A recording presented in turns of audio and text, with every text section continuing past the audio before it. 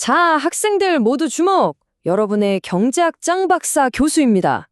오늘은 말이죠. 이 미시킨의 화폐와 금융 교과서를 가지고 전 세계를 그냥 통째로 뒤흔들었던 글로벌 금융위기, 그 속에서 우리가 어떤 정말 뼈아픈 교훈을 얻었는지 같이 한번 제대로 파헤쳐 보겠습니다. 바로 시작하죠!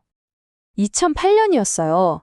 마치 뭐랄까 어벤져스의 타노스가 핑거스냅 한 번 딱 한 것처럼 세계 경제가 거의 붕괴 직전까지 갔었죠. 은행들은 막 쓰러지고 사람들은 직장을 잃고 정말이지 아수라장이었습니다. 아니, 도대체 무슨 일이 있었던 걸까요? 그리고 더 중요한 건 이 어마어마한 위기를 겪으면서 우리 똑똑한 경제학자들이 어떤 교훈을 얻었을까 하는 점이에요. 오늘 이 질문에 대한 답을 한번 찾아가 봅시다. 자, 그럼 바로 본론으로 들어가 볼게요. 이 끔찍했던 위기는요, 참 역설적이게도 우리에게 4가지 아주 중요한 교훈을 남겼습니다. 마치 힘든 훈련을 거치고 나서 더 강해지는 그런 슈퍼히어로처럼 경제학도 이 위기를 통해서 한 단계 더 성장했다, 이겁니다. 그 4가지가 대체 뭔지 하나씩 한번 살펴볼까요? 첫 번째 교훈, 금융 마찰이라는 거, 이거 그냥 사소한 문제가 아니라는 겁니다. 위기가 터지기 전에는요, 대부분의 경제학자들이 금융시장에 작은 충격이 생겨도 경제 전체에는 큰 영향을 못 준다고 봤어요.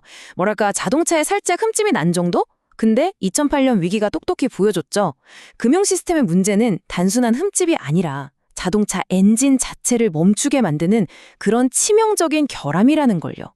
실제로 은행끼리 서로를 못 믿어서 돈이 돌지 않는 말 그대로 경제의 혈액이 멎어버리는 그런 상황이 벌어졌던 겁니다. 자, 두 번째 교훈입니다. 바로 제로 금리 하한이라는 아주 무서운 덫의 존재를 알게 된 거죠. 이게 뭐냐면 중앙은행이 경제를 살리려고 금리를 막 내리잖아요. 그런데 이 금리를 0% 밑으로, 그러니까 마이너스로 내리기는 정말 어렵다는 거예요. 경제가 위기에 빠졌을 때 중앙은행이 쓸 수 있는 가장 강력한 무기인 금리 인하라는 카드가 그냥 막혀버리는 거죠. 아주 답답한 상황이에요. 네, 바로 이 숫자 0%입니다. 경제는 막 추락하고 있는데 중앙은행이 더 이상 금리를 내릴 수가 없는 이 상황. 이건 마치 절벽 끝에 몰린 것과 같다고 할 수 있죠. 2008년 금융위기 때 수많은 정책 결정자들이 바로 이 제로금리의 벽에 딱 부딪혔고 정말 이제 진땀을 뺐답니다. 그리고 세 번째 교훈이에요. 금융위기가 한번 빵 하고 터지고 나면 그 뒷수습이 어마어마하게 힘들고 또 오래 걸린다는 사실입니다. 여기 우리 교과서 본문에도 나와 있듯이 카르멘 라인하트 같은 아주 저명한 경제학자들의 연구를 보면요. 한번 위기를 겪은 나라는 회복하는데 10년이 걸릴 수도 있다. 이렇게 나와요. 이걸 바로 우리가 잃어버린 10년이라고 부르는 거죠. 생각만 해도 끔찍하죠? 마지막 4번째 교훈. 경제가 겉으로 평온해 보인다고 해서 금융시장까지 안정적인 건 절대 아니라는 겁니다. 2008년 위기 직전까지만 해도 미국 경제는 물가도 안정되고 실업률도 낮은 이른바 대안정기라는 시기를 누리고 있었어요. 그래서 모두가 야, 이제 경제는 영원히 안정적일 거야 라고 믿었죠. 하지만 그 잔잔한 수면 아래에서는요, 부동산이라는 거대한 거품이 아주 위험하게 부풀어 오르고 있었던 겁니다. 결코 겉모습에 속아서는 안 된다는 아주 중요한 교훈이죠. 자, 그럼 이 4가지 교훈을 바탕으로 경제학자들 사이에서 어떤 논쟁이 벌어졌을까요? 가장 뜨거웠던 논쟁 중 하나는 바로 이것이었습니다. 우리가 지금까지 거의 신성시했던 2%라는 인플레이션 목표, 이거 혹시 바꿔야 하는 거 아니야? 하는 문제였죠. 그렇죠. 아까 제로금리 하한이 그렇게 큰 문제라고 했잖아요.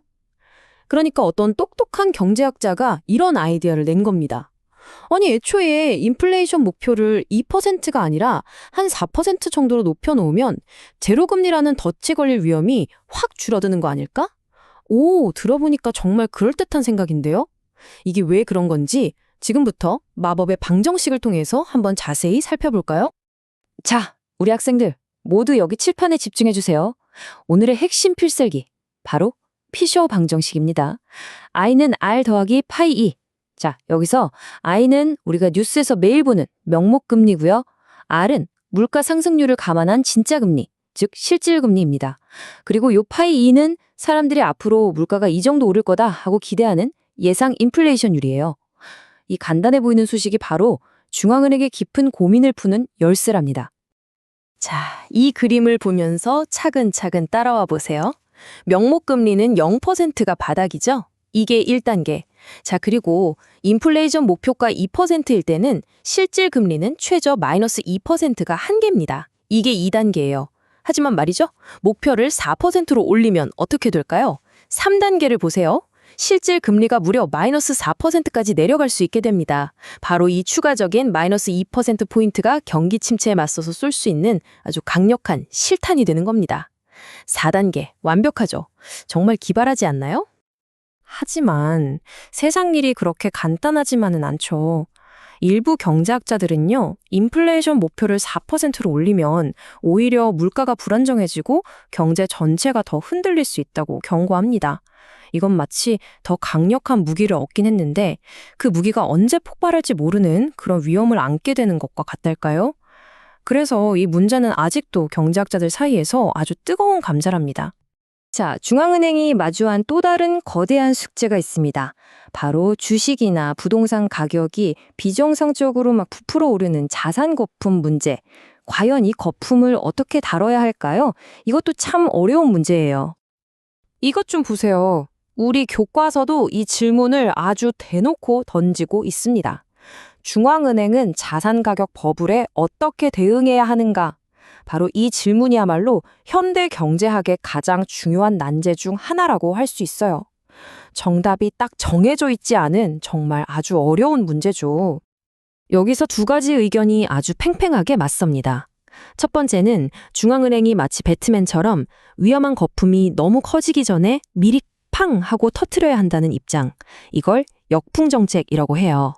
반면에 두 번째는 아니야. 거품을 섣불리 건드리면 더 큰일 나. 그냥 터진 다음에 뒷수습이나 잘하자는 입장. 이걸 사후처리라고 부릅니다. 여러분 생각은 어떤가요? 정말 어려운 문제죠?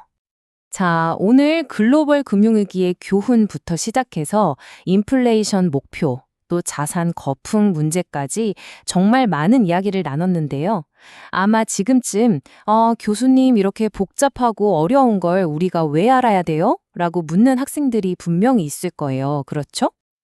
이게 왜 중요할까요? 자, 우리가 아까 얘기했던 제로금리 하한의 덫, 바로 여러분의 대출금리에 직접적인 영향을 줍니다. 그리고 자산 거품에 대한 논쟁은요? 여러분이 매일매일 확인하는 주식시장과 부동산 가격에 대한 이야기예요. 결국 오늘 배운 내용들은 그냥 경제학자들만의 어려운 이야기가 아니라 주식시장, 채권, 환율, 나아가 세계 금융 시스템 전체를 이해하는 핵심 열쇠인 겁니다.